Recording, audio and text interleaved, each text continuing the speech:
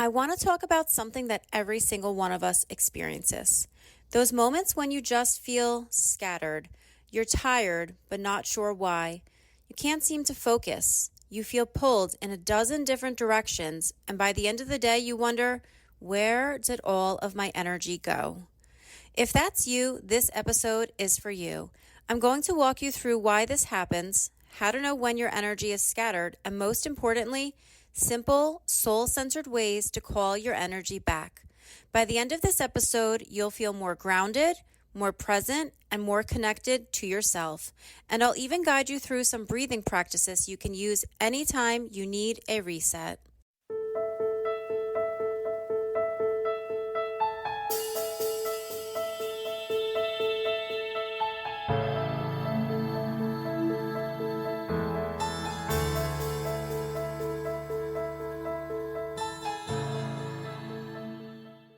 Welcome to Aligned and Abundant, the podcast where authenticity meets practicality, compassion, alignment, and abundance. I'm your host, Christine Marcario, and I help you slow down, become more mindful, improve your mental and emotional health, and live life on your highest timeline. Together, we'll talk strategy, life lessons, and share inspiring stories of people who have overcome obstacles, grown through their pain, and risen above adversity. If you are looking for divine inspiration, rooted in love and light, paired with practical tools and encouragement, you're in the right place at the right time. From one heart to another, you are an amazing and divine soul with a purpose. Take my hand and let's walk this path together. Let's talk about why we often feel scattered. We live in a world that constantly pulls at us. Notifications, other people's needs, responsibilities at home and work, even our own thoughts. All of these things ask for our attention. And here's the truth. Energy follows attention. Every time you replay a conversation in your head, every time you worry about the future, every time you say yes when you really mean no, you're giving pieces of your energy away. That doesn't mean you're failing. It just means you're human. But what happens over time is that you start to feel foggy, drained, disconnected, or even resentful. I've been there. And that's your soul's way of whispering, it's time to come back home to yourself. Before you call your energy back, you have to notice when it's not fully with you. Some signs your energy is scattered include difficulty focusing, feeling restless or foggy, like you can't remember things, overreacting emotionally to small things, feeling exhausted even after resting, disconnected from your creativity or your intuition, people-pleasing or overcommitting out of guilt. If any of these resonate, don't beat yourself up. This isn't about fixing yourself. It's about remembering yourself. It's about paying attention to the signs that are telling you that you need a break. I know that sometimes when I go to sleep, there are times where I try to plan out my day in my head, and that really is a waste of time because it's keeping me up and it's taking energy away from me when I should be resting. So it's important to recognize when you feel this way so you can call back your energy, get refocused.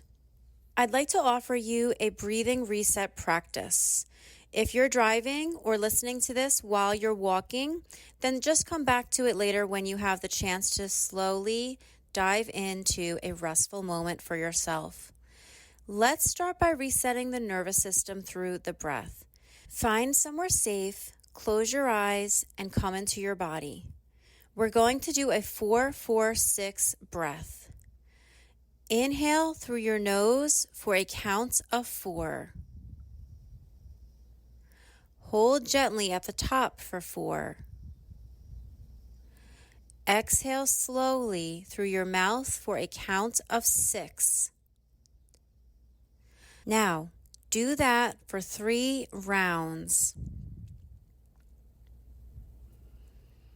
Inhale, 2, 3, 4. Hold, 2, 3, 4. Exhale, 2, 3, 4, 5, 6. Again, inhale, 2, 3, 4.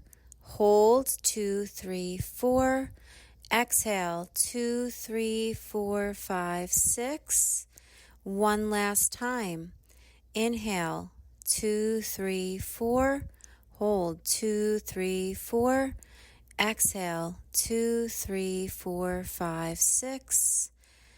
Notice how your body feels right now. Even after just a few breaths, there's already a little more spaciousness. That's the power of presence. So anytime you're feeling overwhelmed or you're feeling the fogginess set in, take just a few minutes to yourself and reset your breathing. 4, 4, 6. I use that all of the time, and it really does just get you back into your body, into the present moment, and it resets your energy. There are other ways to call your energy back. The first step, though, is awareness. Ask yourself, where is my energy right now?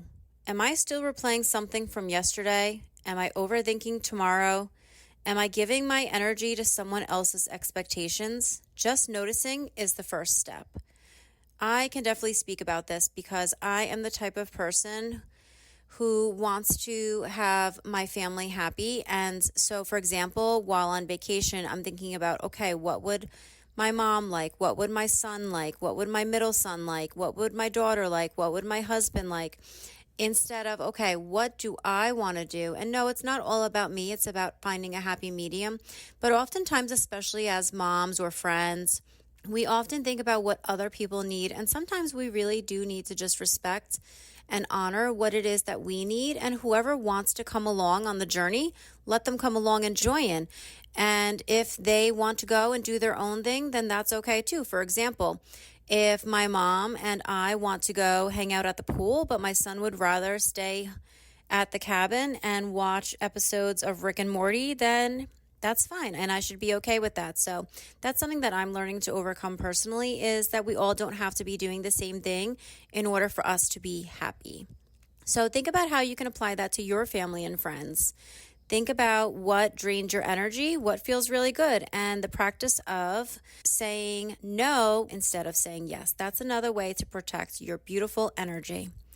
Talking about boundaries, create an energetic boundary. Imagine a bubble of light around you. It's protective but soft. It doesn't block love, but it filters out what isn't mine. I know, for example, when I'm around people that I feel like they have maybe a negative energy, or there's something called an energy vampire where someone just like drains your energy because of their attitude, their thoughts, then sometimes you really just need to put up an energetic boundary. I imagine a bubble around myself, and it kind of pushes back any energy that is not mine, and I send it off with light and love. So it's a way for yourself to be able to ground yourself and to protect your energy. A phrase you can use is, I lovingly release what is not mine, and I call my energy back to me now. That is something that you can also say when you go to bed. I've been doing this a lot within the past 2 months, I'd say, and I've actually had some really wild dreams. Once I say that, it's almost like I have extra energy to astral travel in my dreams and to have really vivid dreams. And again, for me, if you've been listening, you know that a lot of my messages come through during my dream time. So I feel like it's a super important practice. And again, the phrase is, I lovingly release what is not mine, and I call back my energy now. You can whisper it out loud, or you can say it to yourself silently. It's just a really great practice to have. The other step that I would suggest is movement and breath. Both of them are super important. Energy gets stuck in the body, so movement helps release it. You can shake out your hands, stomp your feet, or simply place your hand on your heart. You can also put on one of your favorite songs and just jam out in your living room. I know I was recently on a Zoom call not too long ago, and the hostess had asked us all to just go crazy and start dancing. And it was so funny because I was dancing around my living room and my son came down. He was so cute and he's like, "Get it, girl." So I was just laughing, but it honestly made me feel so good. Sometimes it's so important just to get out of your head and to get into your body. And another thing that you can do is the hand sweep breath. So you inhale as you sweep your arms wide, imagining you're gathering scattered pieces of yourself. So this is where your imagination comes in. Exhale as you bring your hands back to your chest, palms over your heart, pulling that energy back home. Let's try this 3 times together. Inhale, gather, exhale, bring it home.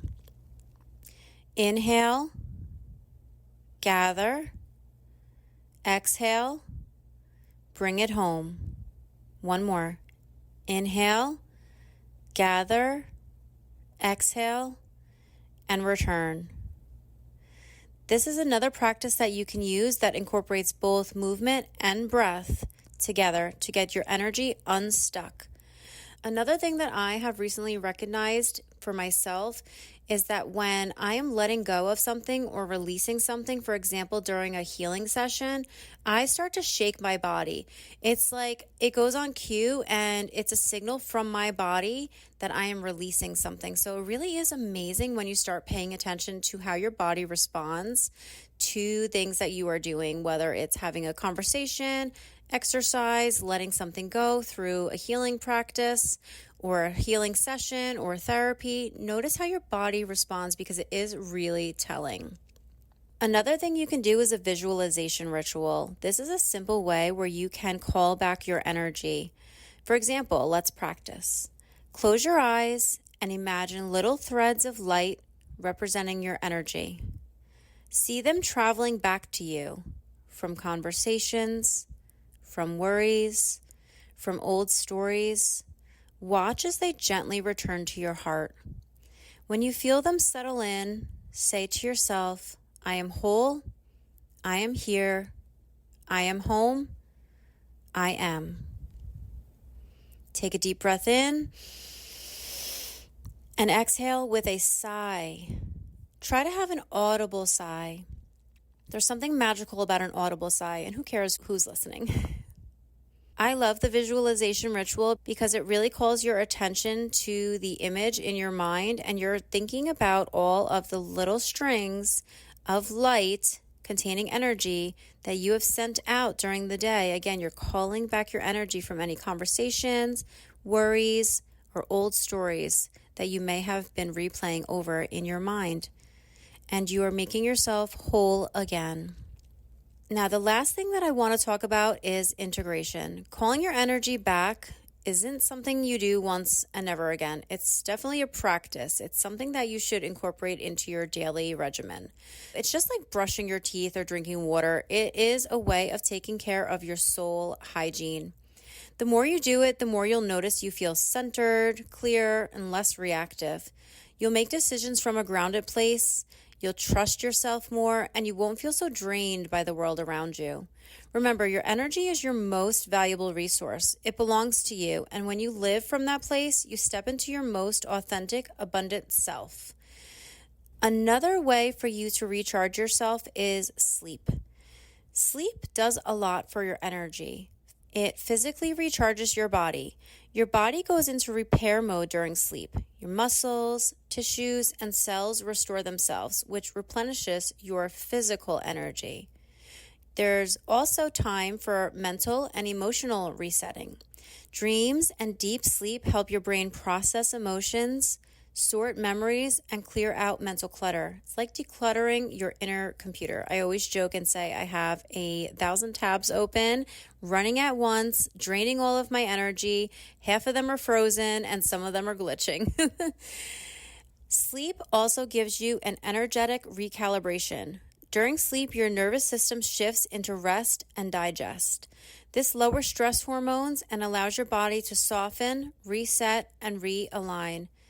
But there is a catch, and I am definitely victim to it. If you're carrying stress, emotional baggage, or energy that doesn't belong to you, sleep won't always fully clear it. You might wake up physically rested, but still feel heavy, anxious, or drained.